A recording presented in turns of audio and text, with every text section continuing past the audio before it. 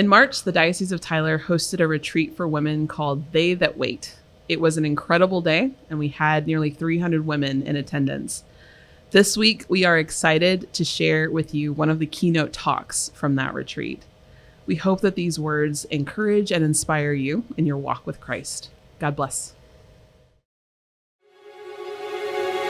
Welcome to Life Beyond the Chariot, a faith and family series from the St. Philip Institute. We believe we are called to not only know, but also to live the truth of the gospel within our homes, in our workplaces, and beyond. We believe we are invited to encounter Christ in the messiness of day-to-day life and to live as his disciples.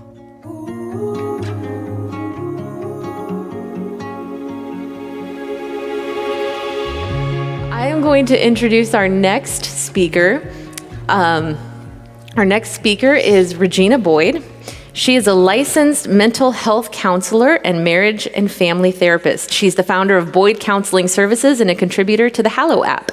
She earned a bachelor's degree in psychology from the University of Central Florida and a master's degree in mental health counseling from Rollins College.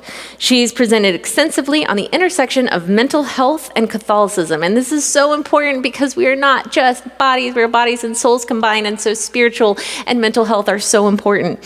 So she speaks on this, and she works with the Catholic Campus Ministry Association, the Given Institute, the Archdiocese of Philadelphia. And her work has been featured by Catholic Women in Business and Femme Catholic and on Sirius XM's The Catholic Channel. She's the author of Leaving Loneliness Behind, which is included in your retreat bags. I have done a lot of women's conferences, and by far, this conference has the best swag bag. So, be very thankful. And she currently lives with her family in Orlando, Florida, where she assists with parish and diocesan marriage formation. Give it up for Regina Boyd. My husband and I first met in college. We were a part of the Catholic Campus Ministry at the University of Central Florida. And at the time, imagine this carrot top hair. He's a redhead, so he had carrot top hair at the time. I didn't know him very well. I only knew him as Andrew's brother because his brother, Andrew, was the president of the Catholic Campus Ministry. My husband's name is Dan. So imagine this guy with this carrot top hair, one day braided into cornrows, and he is altar serving for one of the masses on campus. So he's processing in with this processional cross, and I'm just staring, and I'm looking, and I'm like, a redhead with cornrows? I have to talk to him. And so, we had a little chat. Nothing really came from it, but some months later, we were both assigned to be MCs for one of the retreats, one of the college student retreats. And when you're asked to be an MC, part of your role is to pray for the people who will be participating on the retreat, go over the themes. So we started going to daily mass together. We started praying the rosary together. All of these feelings were coming up, and I was a little nervous because I had heard rumors that he was discerning priesthood, and so there was a part of me that was like, don't share your feelings, we don't want to steal anybody away from the priesthood. So eventually we have this conversation about our feelings, and he assures me that he has discerned, everything's fine, we can go ahead and date. So we do.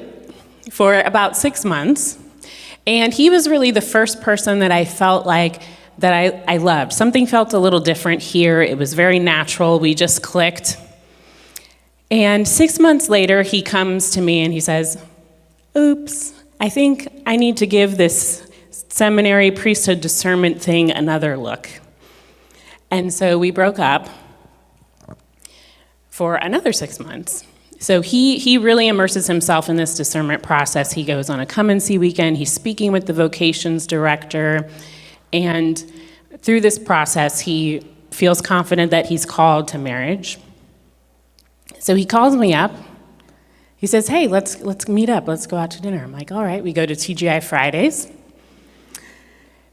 And he says, guess what? I'm called to marriage. We can date again. Isn't that wonderful news? And I said, no.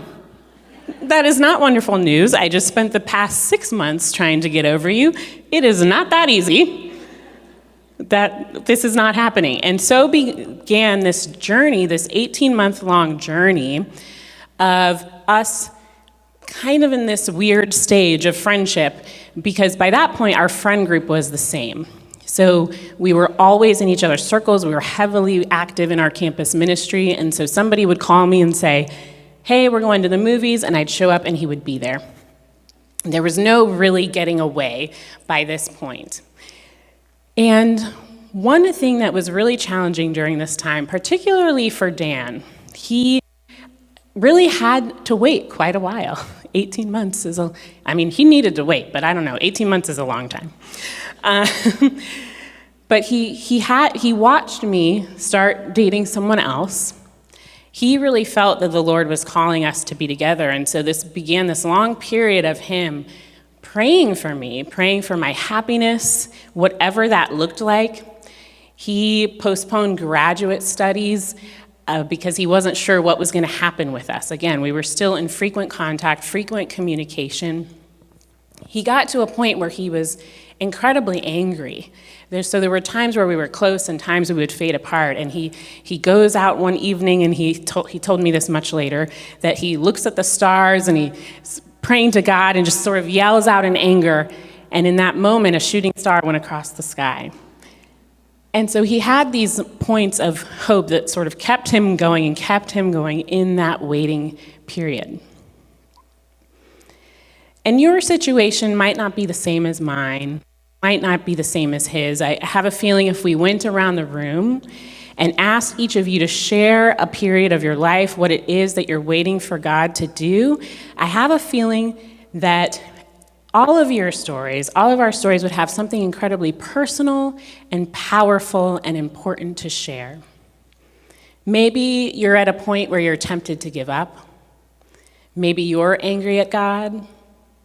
Maybe you're here with a friend who you know is going through a particular challenge, and you're hoping that they will hear something that could be helpful to them. There's something kind of normal almost about waiting for God. It's a part of life.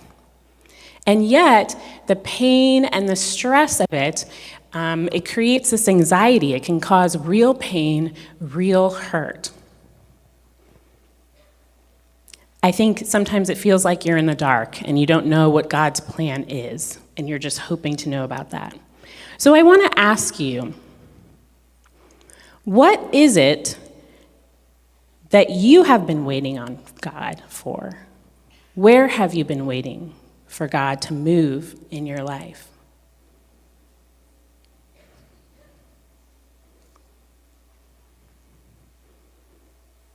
In the Gospels, we hear about Jesus healing people who are sick, and he often would ask the question, what is it that you want me to do for you?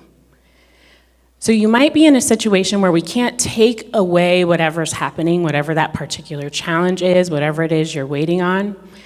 But my hope would be that we can change your experience of the waiting.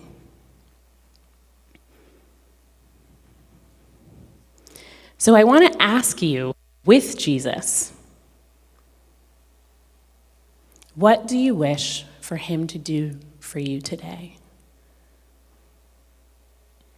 In regards to your experience of the waiting, what do you wish for him to do for you today?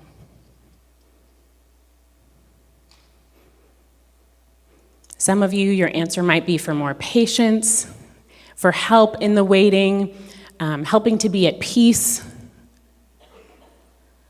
less anxious, maybe for strength to endure whatever it is that you're going through. After Dan and I got married, we didn't realize that we were going to embark on an over 8-year journey of infertility. And there's kind of this thing that happens, small talk conversations as you get to know married couples. I'm sure many of you have experienced this. You find out somebody's married, and the first question somebody asks is, how long have you been married? And the second question usually is, do you have any kids? So when we were kind of married for about 1 to 2 years, No big deal, right? How are you married? Yes. How long have you been married? 1 year, 2 years? Any kids? No? Okay, great. But after about 2 years, you start noticing wheels turning. You get comments from people. What's going on? What are you guys waiting for? And meanwhile, they didn't realize that we were going to medical appointments, having constant tests, blood draws, charting, picking out which medication we take on a particular day in the cycle. Okay, it's peak +4, now we need to switch from the B6 vitamin to the progesterone and whatever it is. In shots, injections, ultrasounds, surgery.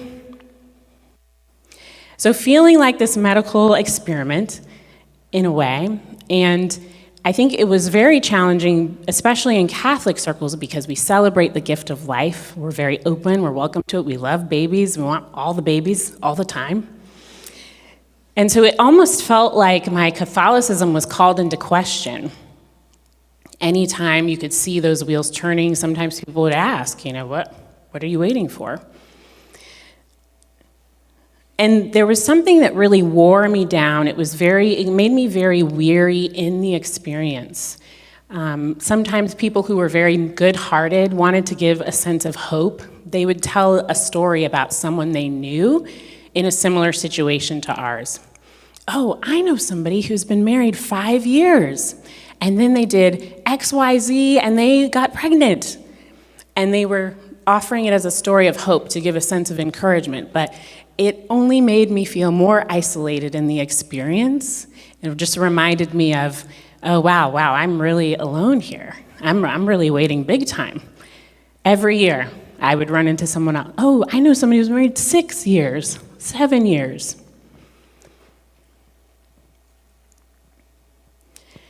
And so I was going through the motions. I was weary, I was worn down, extremely worried about what was going to happen, and wasn't really present to what was happening in my life. I feel like sometimes you're stressed so long, it's like the frog in the boiling pot of water. You don't realize it. You can't pay attention to what's happening. You don't even know. You've become acclimated. And so if you're waiting and you're worried about something, it's possible you've become acclimated to your stress, to that distress you're experiencing. And so what I hope we can do today is help you recognize those feelings, because they're natural, they're good for us. They're our body's way of telling us that we need rest and reprieve. We want to pay attention to that. They're healthy signs to help us know when we need to do something about it. So if you agree that you are growing weary, if you feel like you're at a point where you're noticing the weight of whatever it is that is weighing on you, I want you to think about this. On a scale of 1 to 10, how weary am I? 10 being the most stressed, most worried, most weary, 1 being the least. How weary am I, and how long have I felt this way?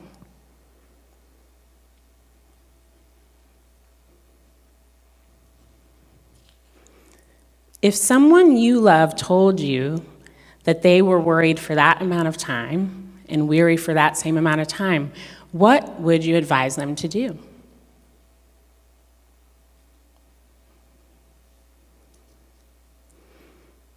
So like I said before, we may not be able to take away that worry. We may not be able to take away whatever it is that's happening for you, what's waiting on, what your situation is.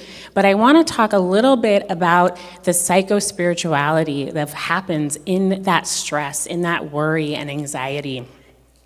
On a regular basis, I speak with people who often think that some type of mental health symptom like anxiety is a sign that they don't have enough faith, that they lack a trust in God. And so I'm going to get on my soapbox for a second, because this always really upsets me. And I like to think of it as diabetes or something like that. If somebody told you they had diabetes, would you tell them to get rid of that insulin pump? Like, get that insulin pump out of here, trust in God. You don't need that. You need more faith.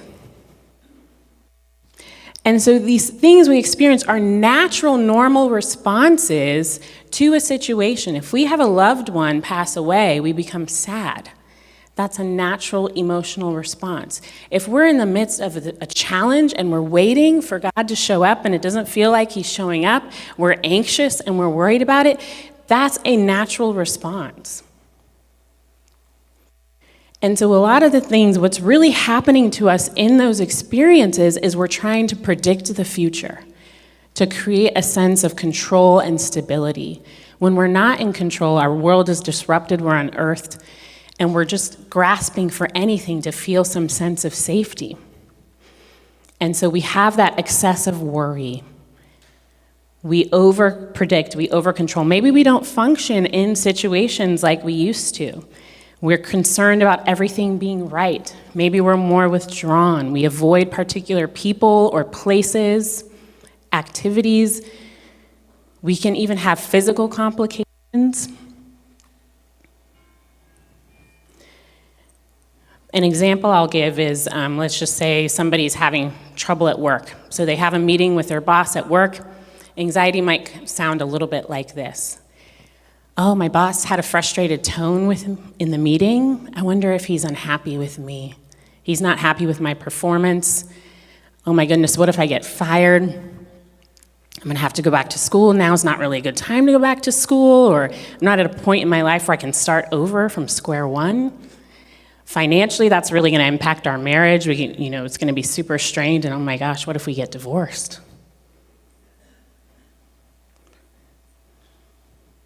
My child doesn't attend church anymore.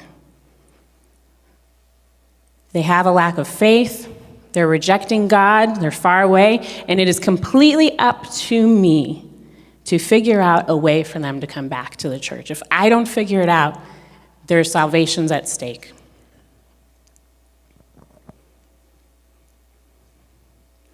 And so we have this thing that happens in a split second. Our mind is just having this unconscious predictions of the future. We go through this, what I like to call a spiral. So I want you to think of that thing, whatever it is, and I'll go on a quick aside for a second. Is anxiety a sin?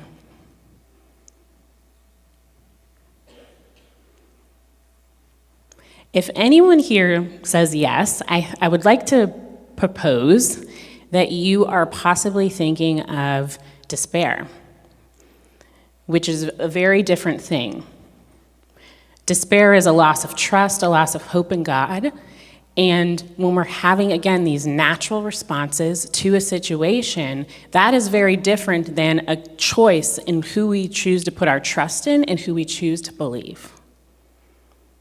Two completely separate experiences.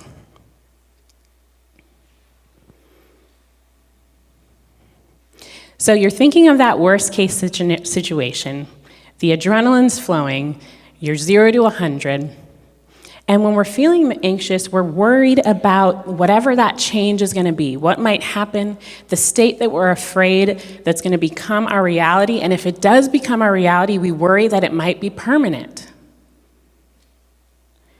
Or maybe it's a fear of the unknown. I don't know what's going to happen, but everything seems to be going well, something could be coming around the corner, and it's probably going to be bad, and I'm not going to like it. And so the fear and the unknown for Dan and I, when we were going through that dating experience, for me, it was a fear about, is this somebody that I could entrust my heart to again? Is he somebody that has it together enough that I can give my love and my heart back to him? So there was anxiety in that. And for Dan, he was worried about if I would ever come back around. In regards to our infertility, the fear of, will we ever have children? Are we going to be that family who's a small Catholic family? We don't get to walk around with pride with our 10 children and show how Catholic we are. Even just the mourning, the loss of the experience, not getting to be pregnant at the same time as your girlfriends, having that war story of giving birth, missing out on all of those, that rite of passage as a woman.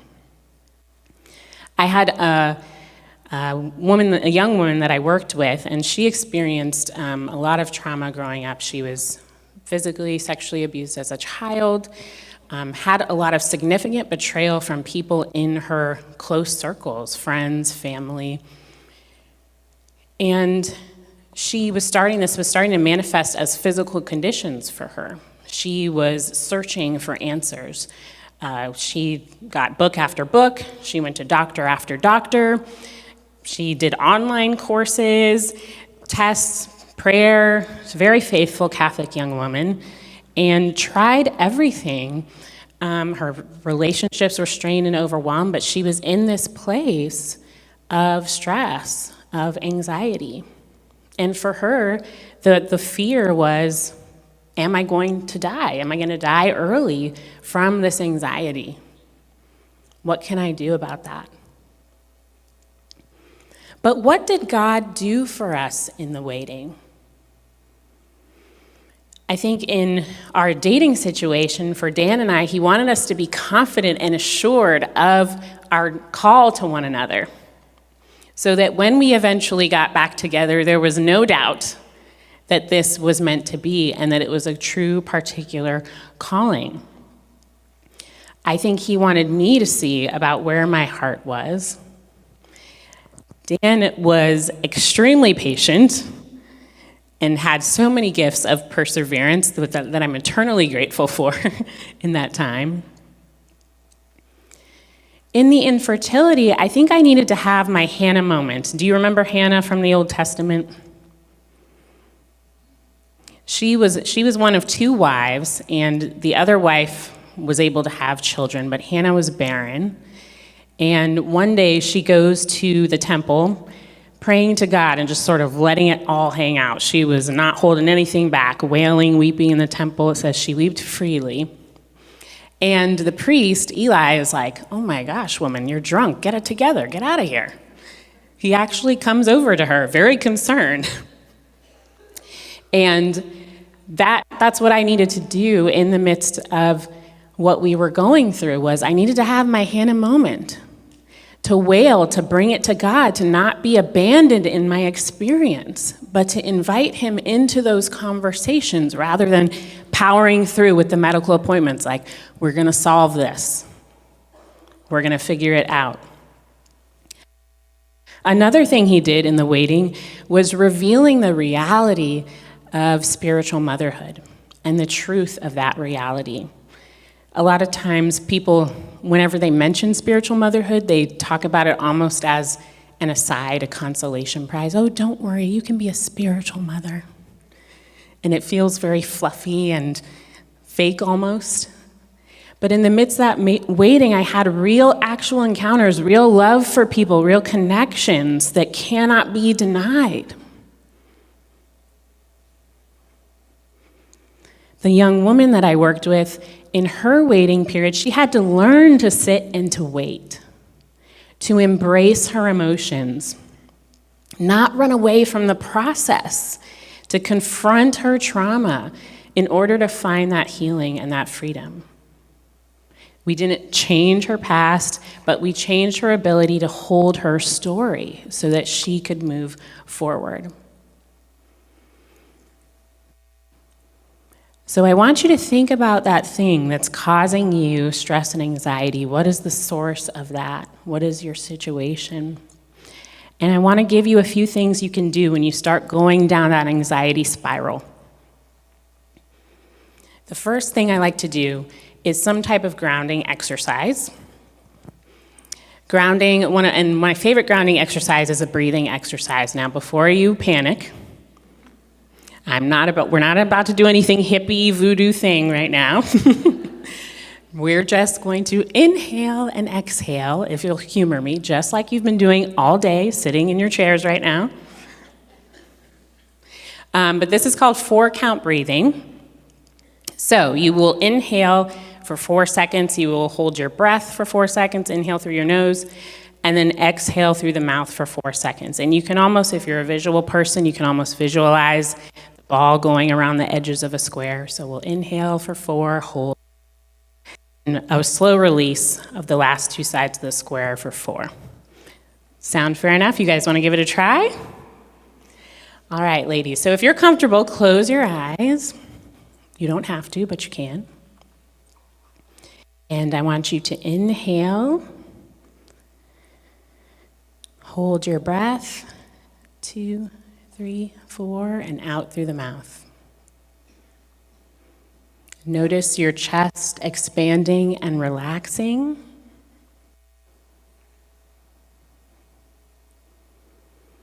And let's inhale again through the nose. Hold. And out. One more time, in. Lord Jesus Christ, hold, Son of the living God, and out. Have mercy on me, a sinner.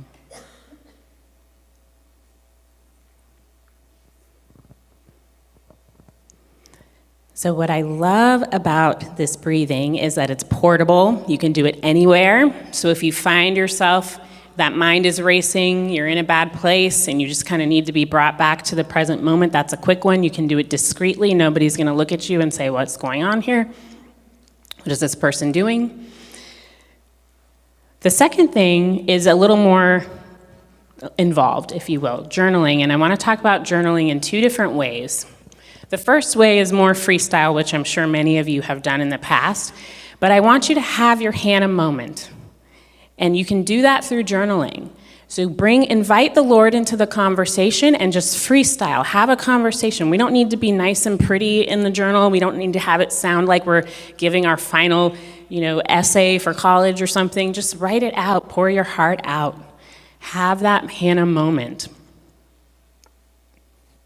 The second way you can journal, if you want to be a little more nerdy and scientific, which I like to geek out on these things sometimes, is you can track how you're feeling day to day. So on a scale of 1 to 10, how anxious or worried have I been about this thing? How distressing has this worry been for me? And what's nice about tracking it day to day is you can pick up on patterns. So if all of a sudden I start seeing every Wednesday I'm at an 8 or 9, what in the world is happening on Wednesdays? Is there a particular person that I usually see on those days? Is there a particular meeting or event that causes a lot of distress? And now we can come up with a practical game plan of what to do. And then the third thing I will say is you want to rely on your community. And there's an incredible community of women here, clearly in Tyler, Texas. But paying attention to, are you withdrawing more? So are you declining plans and invitations more than usual? Are you having a tendency to do the drive-up, pick-up orders at the grocery store rather than actually stepping out and going into the restaurant and ordering your food, or are you having everything delivered? So sometimes we need to force ourselves to continue our routines in order to normalize and not continue to be pulled further down that anxiety spiral or rabbit hole. I would say rely on those trusted friends, the people you know who are mentally, emotionally safe, people who receive you well, who are wise, well-discerning, prayerful people that you feel comfortable opening up to. We want to rely on those people as you're going through a difficult time in your waiting. And if it's not you at any moment, if you know someone, show up for them. If you know somebody really well, show up, bring some food, do some laundry. If you don't know somebody that well, send a card, give a phone call, invite them to an event or to coffee. So you can do the breathing to bring you back out of that thought loop. journaling when you have enough mental bandwidth to actually spend some time and immerse yourself, when you have the courage to have your Hannah moment, to be fully present, and then relying on your community of friends, these powerful group of women that surround you today. And I know it's hard, because it was hard for me. We can't always make these things go away, but these are ways to make it more bearable. And I hope that you find hope as you're waiting. We have a choice. We can wait in joyful hope, or we can wait in miserable hope. And my hope for you is that this will help you find relief as you're waiting on the Lord for whatever that is. God bless you.